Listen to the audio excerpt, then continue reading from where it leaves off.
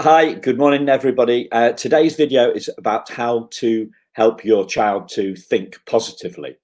So this was all down to a conversation I had with a mum a couple of weeks ago, and she was telling me that her 10-year-old daughter was something had changed within the daughter, and the daughter had gone from kind of happy, outgoing, positive kind of little girl to someone that's a little bit more withdrawn and was thinking negatively. And she couldn't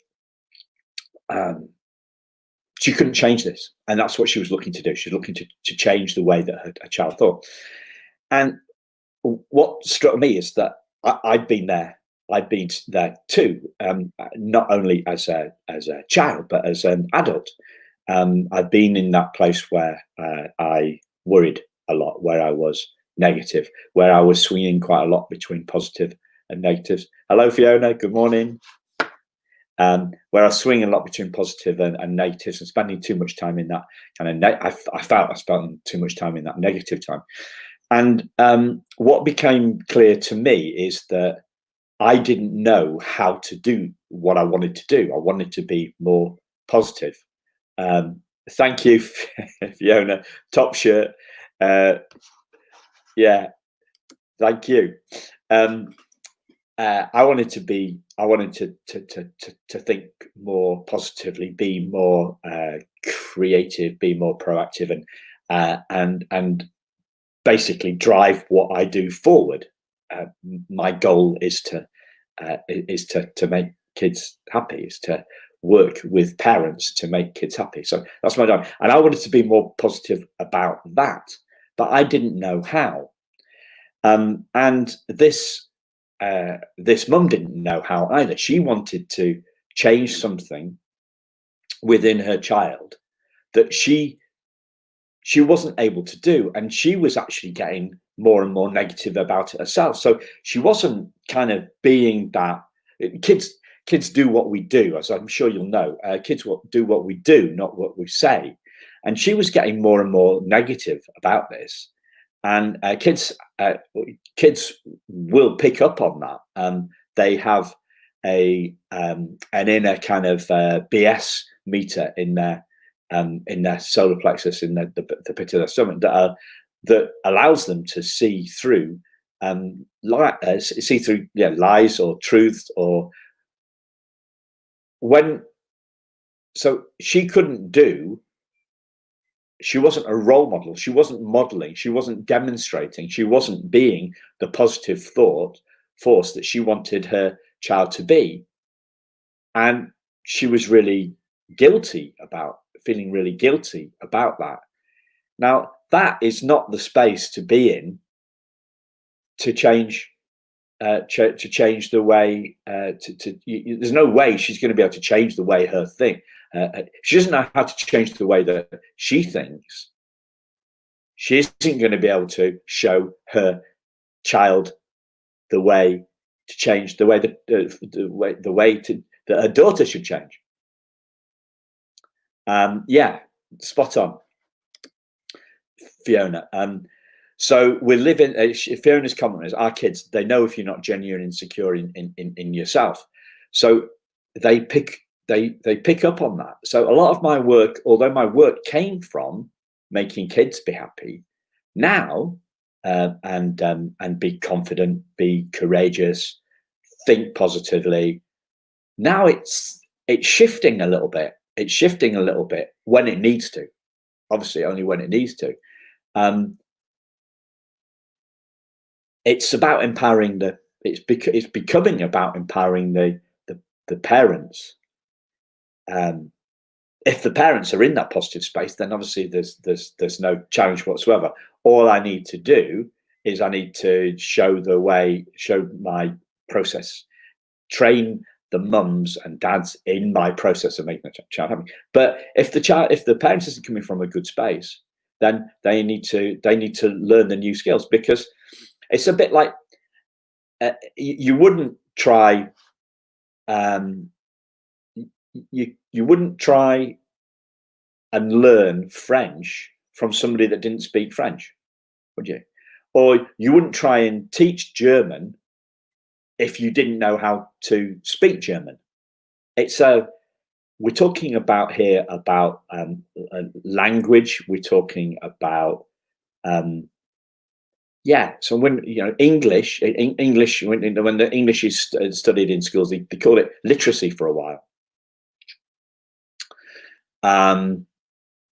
So this is about emotional literacy.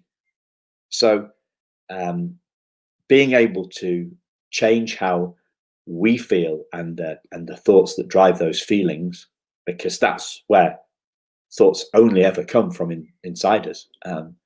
I was raised in a world, and I'm sure you were raised in a world, where we think that the weather determines our mood, or it's miserable weather, where we think a traffic jam determines my mood. Oh, I had a horrible journey into work this morning. The traffic was a nightmare. Where we think other people determine our mood. Oh, well, she said this to me, and that's why I'm feeling so down.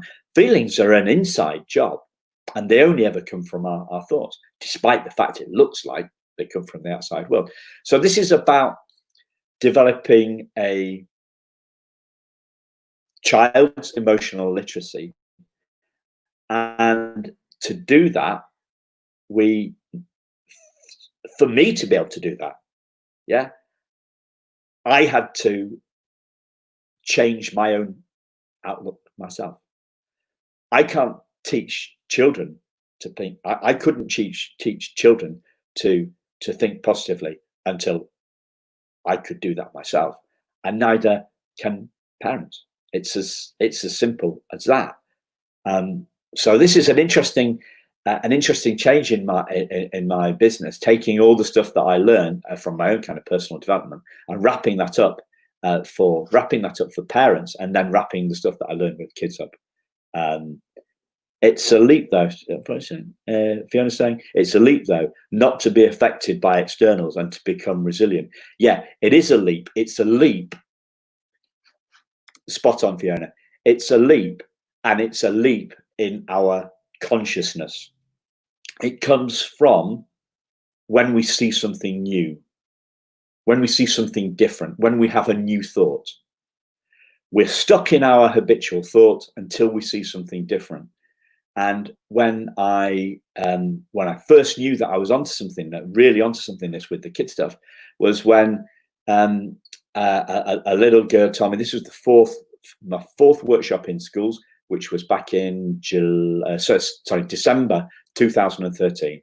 And this little girl told me, I'd run a session about helping children make their dreams come true. So empowering them to do what they needed to do, and to be who they needed to be to make their dreams come true. Yeah. And we touched on ignoring negative people who say you can't make your dreams come true. And we'd made that little jump from ignoring negative people, the naysayers, to what J.K. Rowling calls the dementors, to ignoring other kids bullying you. And this little girl told me how, because of what she'd learnt on the little 5-minute part of the 40-minute workshop that I'd done on bullying and my experience with bullying, she'd had a leap in her consciousness. And the leap in her consciousness meant that she could go back to dance class. The leap in her consciousness meant that the other girls that were picking on her, and picking on her because she was too good at dancing, weren't going to upset her anymore. So that's what Fiona means, a leap in a leap. It's a leap. It's a leap in our mind. It's a leap in our heart. It's a leap in our bones. It's something that we get in the bones when we see something new for the first time. When we see something new and the leap that I've had in my consciousness, actually about 5 o'clock this morning, is that I need to help you as parents have leaps in your own consciousness. That's the message of hope. So if you have leap in your consciousness, then you're going to be able to point your child to leaps in their consciousness. And that is the way that we progress whether we have that sudden moment where everything comes together and we can ride a bike, whether we have that singular breakthrough when we realize something that we thought was impossible is now possible, when we have that breakthrough moment when we realize that feelings are an inside job that only ever come from the inside. They don't come from the outside, despite the fact it looks 100% like they come from the outside. So, see you tomorrow. Bye-bye.